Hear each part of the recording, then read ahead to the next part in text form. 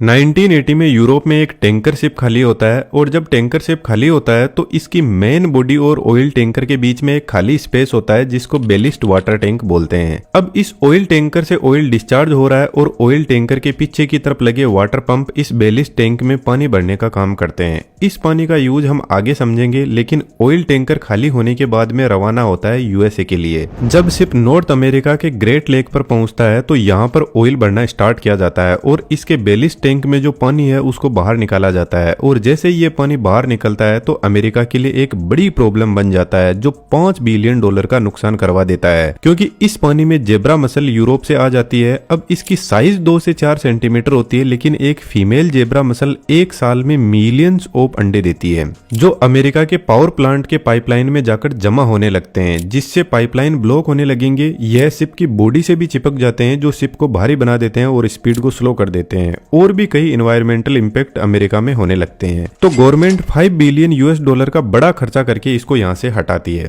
लेकिन इसके बाद में जब भी ऑयल टैंकर में ऑयल भरा जाता है और वाटर डिस्चार्ज होता है तो पानी को डायरेक्ट बाहर नहीं छोड़ सकते। पंप के साथ में वाटर ट्रीटमेंट प्लांट भी लगा रहता है जो माइक्रो बैक्टीरिया और जितने भी स्पीसीज है उनको कंप्लीटली खत्म करने के बाद ही पानी को रिलीज किया जाता है।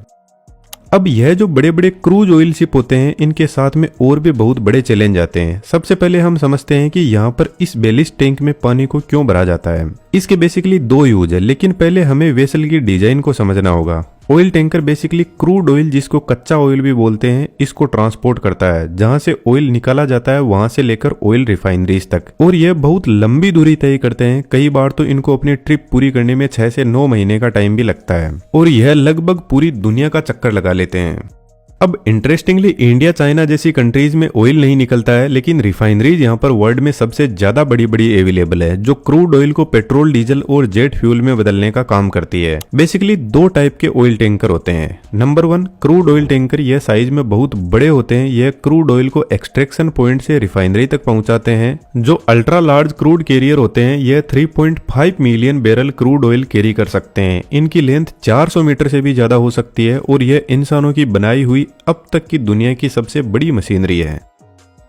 नंबर 2 प्रोडक्ट टैंकर, यह साइज में छोटे होते हैं और यह मोस्टली लोकल सप्लाई में यूज होते हैं जो ऑयल को रिफाइनरी से कंज्यूमर पॉइंट तक पहुंचाते हैं। ऑयल कैरियर की आउटर बॉडी को हल बोलते हैं और हल पर आपको बहुत सारी पाइपलाइन दिखाई दे रही है। यह मोस्टली ऑयल और गैस को लोडिंग और अनलोडिंग का काम करते हैं। अब ऑयल टैंकर में गैस का क्या काम है यह भी हमें आगे समझ आ जाएगा। हल पर हेलीपैड भी बना होता है सर्विस रिलेटेड काम और इमरजेंसी सिचुएशन में क्रू मेंबर के ट्रांसपोर्टेशन के लिए। टैंकर की डेक पर कंट्रोल रूम भी होता है जहां पर पूरे ऑयल टैंकर का कंट्रोल होता है और यहीं पर क्रू मेंबर के लिए रहने का अरेंजमेंट भी होता है। एक ऑयल टैंकर पर लगभग 25 से 30 क्रू मेंबर हो सकते हैं। यदि ऐसी कोई इमरजेंसी सिचुएशन आ गई कि क्रू मेंबर की जान की रिस्क है तो यहाँ पर लाइफ थ्रेटनिंग बोट भी लगे रहते हैं।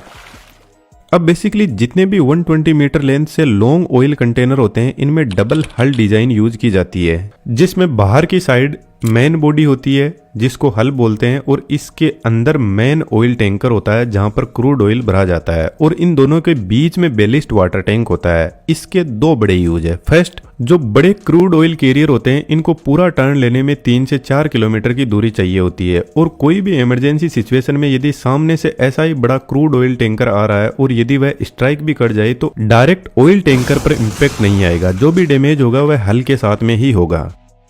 सेकंड यूज, जब ऑयल टैंकर पूरा डिस्चार्ज हो जाता है तो इस कंडीशन में ओशियन वेव के साथ में ऑयल टैंकर बहुत ज्यादा स्विंग करने लग जाएगा और ऐसी कंडीशन में क्रू मेंबर्स के लिए काम करना बहुत मुश्किल होता है। तो फिर इन वाटर बेलिस्ट टैंक को पानी से भर दिया जाता है जिससे वेसल को स्टेबिलिटी मिलती है और जब ऑयल को भरा जाता है तो पानी को बाहर निकाल दिया जाता है विथ प्रॉपर वाटर ट्रीटमेंट। अब आता है सबसे बड़ा इंपोर्टेंट कंसेप्ट ऑयल टैंकर की डिजाइन, जिसमें ऑयल टैंकर को मल्टीपल सेक्शन में डिवाइड किया जाता है और इन सेक्शन को भी 10, 15 या 20 में डिवाइड किया जाता है। रैंडमली यहाँ पर सेक्शन नहीं बनाए जाते, जिसका रीजन आपको आगे समझ आ जाएगा।